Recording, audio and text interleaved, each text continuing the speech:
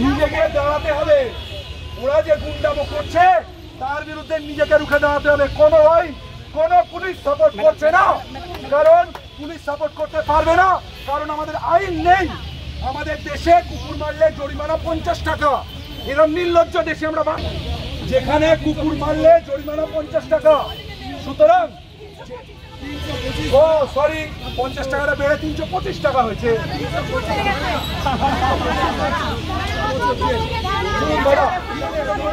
15 বছর ধরে অন্তত 100টা লোককে থানায় নিয়ে গেছি, কারণ 7 বছর জেল হয়নি।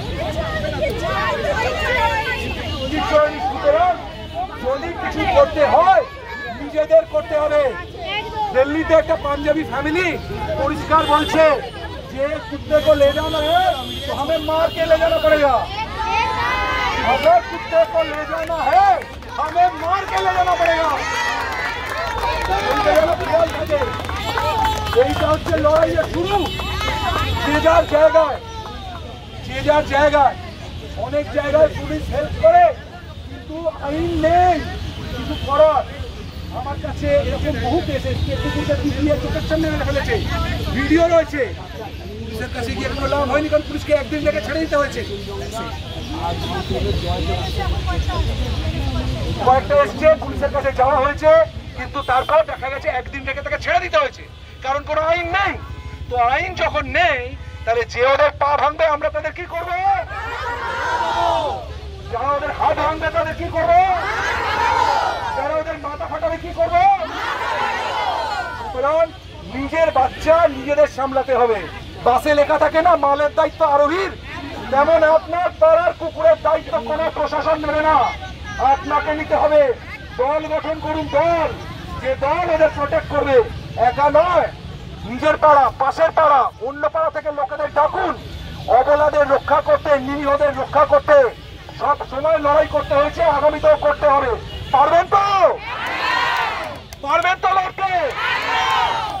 No dog, no dog, no vote, no dog, no vote, no dog, no vote, no dog, no vote, no dog, no vote, no dog, no vote, no dog, no vote. এইটা লড়াইয়ের শুরু, এইটা লড়াইয়ের শুরু, এইটা মাথায় রাখবেন।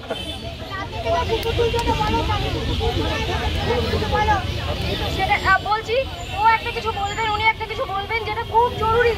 এই লড়াইটা জারি রাখার জন্য এইটা খুব জরুরি।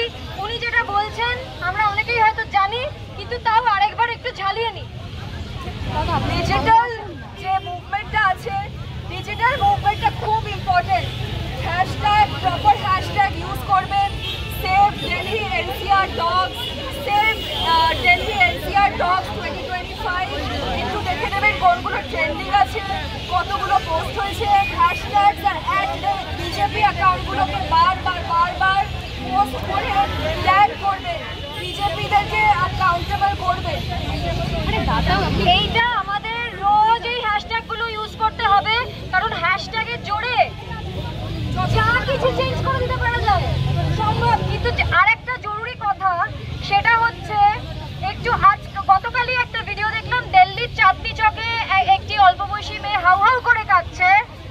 15টা কুকুর তুলে নেওয়া হয়েছে এবং কুকুরের ডেড বডি পাওয়া গেছে। কাজে ওরা যে চালাকিটা করছে সেটা হচ্ছে, আমরা যেহেতু চিৎকার চেঁচামেচি করছি, সেহেতু ওরা আইন দেখাচ্ছে না।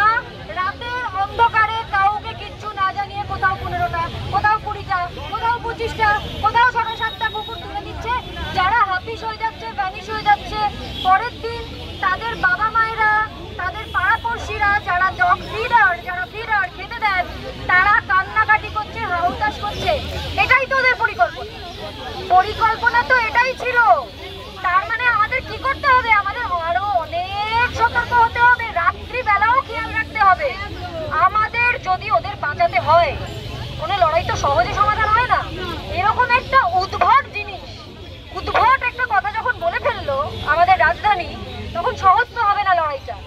রাত্রিবেলাও খেয়াল রাখতে হবে, সেটা দিল্লিবাসীরা করবেন।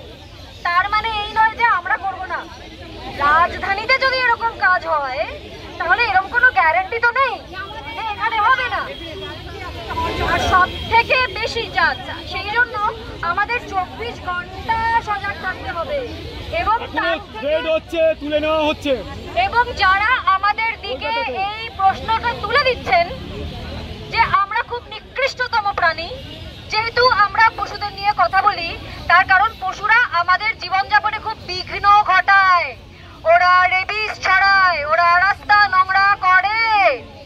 তাই জন্য ওদের সবাইকে, মানে 5টা কুকুরের রেবিসে হয়েছে বলে 3 লক্ষর ওপর কুকুরকে কোটি কোটি কোটি কোটি টাকা খরচা করে একটা শেল্টারের নিচে ঢুকিয়ে দেওয়া হবে। আরে ভাই, ডগ হেটার্স, তোমাদের পক্ষে কথা বলছি।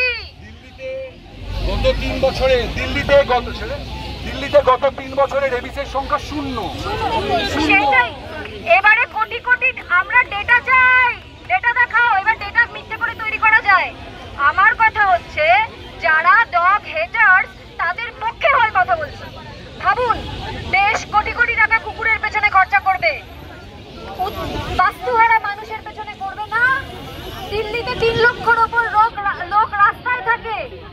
এ বাবা, কুকুরের পেছনে টাকা খরচা করতে দেবেন না? আওয়াজ তুলুন, মানুষের পেছনে খরচা করতে বলুন, মানুষদেরকে শেল্টারে তো পুরে দিতে বলুন। শুনুন, মানুষদের দ্বারা সব থেকে বেশি হিন্ড্রেন্স আমাদের হয় কেন? আমাদের চারপাশে খুনি ঘুরে বেড়াচ্ছে, রেপিস ঘুরে বেড়াচ্ছে, চিৎকিরিবাজ ঘুরে বেড়াচ্ছে। এর থেকেও বড় কথা, এর থেকেও বড় কথা, প্রদর্শন করে রাস্তায় দাঁড়িয়ে দাঁড়িয়ে হিসু করে এরকম লোক ঘুরে বেড়াচ্ছে, রোজ হিসু করছে, রোজ থুতু ফেলছে, রোজ প্লাস্টিক ছুঁড়ছে। কুকুর খেতে দিলে রাস্তা নোংরা হয়, আর মানুষ প্রদর্শন করে হিসু করলে রাস্তা নোংরা হয় না। তাহলে কি দাঁড়ালো? মানুষ নামক যে স্পিসিস, এই স্পিসিসটার দ্বারা আমাদের জীবন যাপনে ভীষণ অসুবিধা হচ্ছে। তাহলে গোটা মানব জাতিকে একটা শেল্টারে ঢুকিয়ে দেওয়া হোক, আর পশুরা খোলা ঘুরে বেড়াক। এটাই সলিউশন। কোভিড আমাদের কেরালা দেখেছি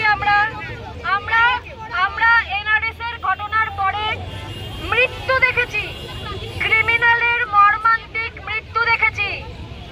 আমরা জানি প্রকৃতি জবাব দিলে সেটা কি ভয়ঙ্কর হতে পারে।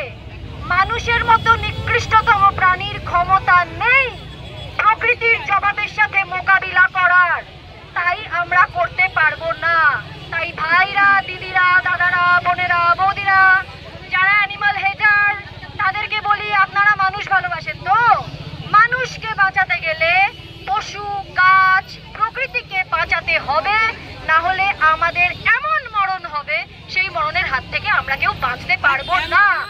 আমাদের 24 ঘন্টা খেয়াল রাখতে হবে রাতের অন্ধকারে চোরটাগুলো এসে চুরি করে পুকুর তুলে নিয়ে যাচ্ছে কি না।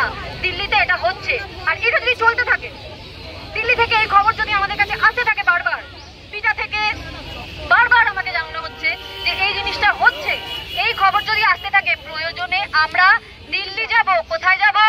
কোথায় যাব? কোথায় যাব?